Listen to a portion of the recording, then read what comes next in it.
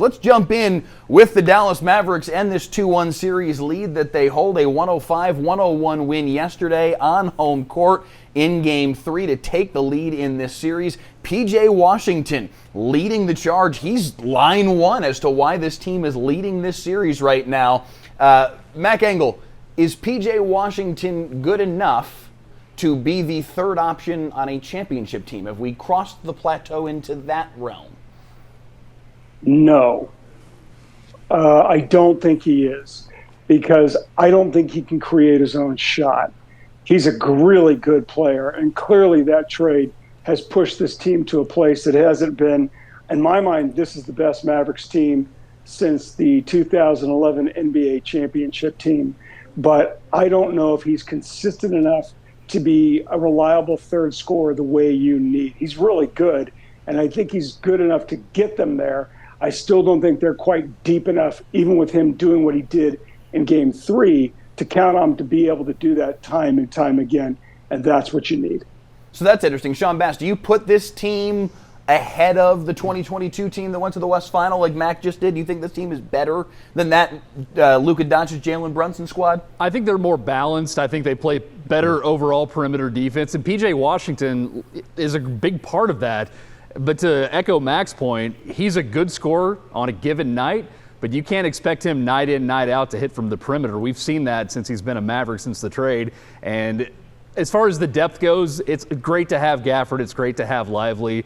But there might be a night or two, say if they get past this series with Oklahoma City in the Western Finals, or heck, even if they make it to the finals, you need a consistent third scorer. So that leaves me a little bit of doubt whether P.J. Washington is that guy. That's not to say he can't show up on a given night, but if Luka and Kyrie aren't scoring, somebody else better have a massive night, and I just don't know if I can depend on P.J. to be that dude.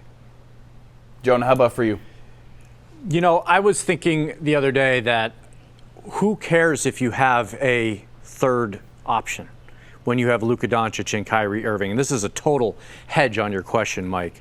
But I think P.J. Washington can be that guy because Luka and Kyrie are so A1 in their roles in being able to create for other guys that it doesn't really matter. I think you don't necessarily need that third creator, that third scorer, and that you'll get the compilation of contributions from guys like Lively and Gafford and Washington, and even Tim Hardaway Jr. is coming alive at the right time. So I think they're able to piecemeal it where they can, and I don't think it really matters. So that's what's interesting to me, is because basically in yesterday's Game 3, we saw that disaster scenario present itself for the Mavs, and the fact that both Luka and Kyrie for a lot of that game weren't at optimum level. And P.J. Washington did, at least in that particular circumstance, insert himself and produce for Dallas and lead them with 27 points. Jonah, to your point, that may be the only time in these playoffs where they need him to do that, where both these guys are not on the same night, where they both only have 22 points. The fact that they've been able to win, Sean Bass, I'll come to you next year, the fact that they've been able to win with Luka Doncic not being in dominant takeover mode in a lot of these games. I think Game 5 of the LA series, Game 2 of this Oklahoma City series, I feel like Luka's been really good.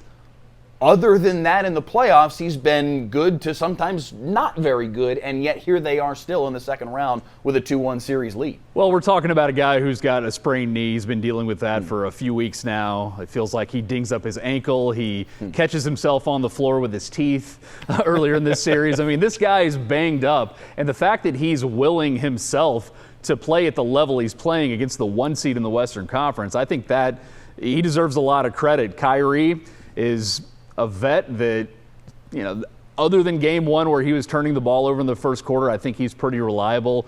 But I don't think we should just, like, you know, underscore just how banged up Luka is. Luka would not be playing if this was a regular season. And the fact is you're playing a game every other night in this series until, I believe, this coming Saturday when they're going to get a couple days off if the series goes that far.